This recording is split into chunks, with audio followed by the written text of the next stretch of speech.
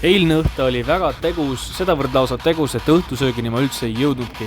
Selle asemel oma pika sõidu sees ma võtsin poest midagi endale hinge alla, et ma päris nälga ka ei sureks. Kurgid marineeritud, mulle väga meeldivad, krõms, väga tore ja kaloreid on ka vähe. Ja teine asi, mingid pevita, mingid ahju küpsetatud, mingid teemad. Üldiselt väga kuivad on, aga väga õhulised on ja kaloreid oli vist 400 100 grammi pihta ja neid seal pakis on 150, kus juures ja ma seda pakki üldse ei lõpetanudki ära ja muidugi nätsud ka võtsin, sest mul said ju otsa. Ja tänase hommikurutiin siis muidugi ei ole jällegi tavaline.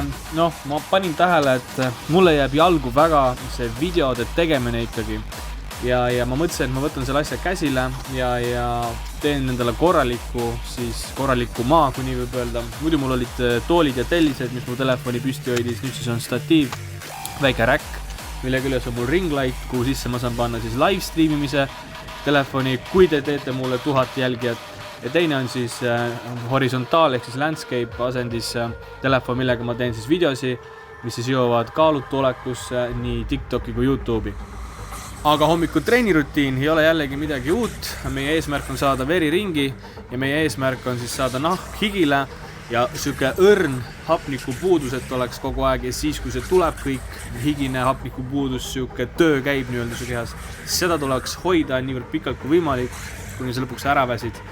Sellega me teeme oma rakud tühjaks, et päeva jooksul me saaksime oma rasvavarud jälle rakkudesse energiana tagasi tuua ja see on ka kaalu kaotamine. Kui sa vaatad esimest korda seda videot, siis tea, et siin kanalil ei ole mingit lihasse mingit ehitamist, ei ole mingit jõu ehitamist. Siin on puhtalt kiire kaalulangetus. Täna ma lähenesin oma harjutustele sedasi, et ma tegin igat harjutust seekord 30 tükki.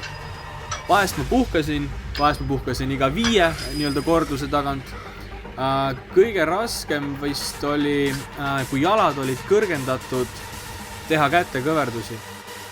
Neid ma tegin 5 tükki kaupa, puhkasin jälle tegin ja ma ütlen, viimased 5 olid sellised, et enam ei tahakski nagu üldse midagi teha. Ja ega ma midagi ei teinudki, sellepärast, et oma keha tuleb kuulata ja kui tuleb ette piir, siis seda piiri peab ka hoidma.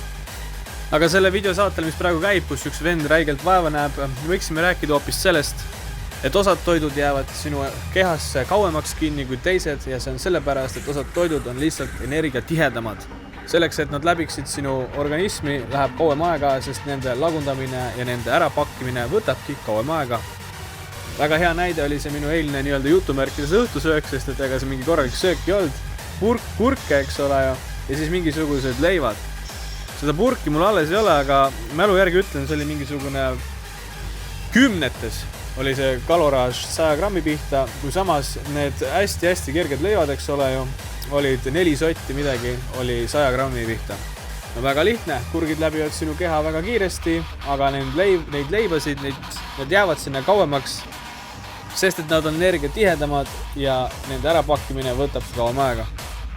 Kindlasti tea seda ka, et igaühe keha on erinev, igaühe söömine on erinev, igaühe seedimine on erinev ja üleüldse me kõik oleme väga erinevad. Kui me kõik oleksime ühesugused, oleks maailm väga igav ja tõenäoliselt siis ma seda videot ka ei teeks. Aga kuna ma ta juba tegin, siis nüüd võid nautida seda, kuidas see kass minu mune soendab ja mina samal ajal teed joon, sest et pärast trenni on kõige parem asi kuum kibuvitsa tee.